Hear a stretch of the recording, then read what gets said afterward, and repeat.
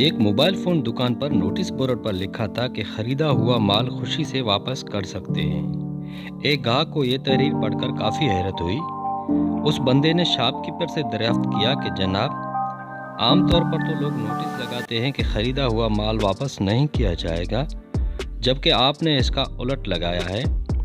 जवाबन shopkeeper ने मुस्कुराते हुए एक हदीस सुनाई, जिसका मफ़हूम है कि एक दफ़ा नबी करीम सल्लल्लाहु अलैहि वसल्लम ने सहाबा की मजलिस से फरमाया कि जो शख्स किया हुआ सौदा वापस कर ले, उसकी जन्नत की ज़मानत मैं करता हूँ। यह हदीस सुनकर एक सहाबी उठे और बाज़ार में दुकान खोल ली, लेकिन पूरे साल में कोई भी चीज़ वापसी के लिए नहीं लाया गया।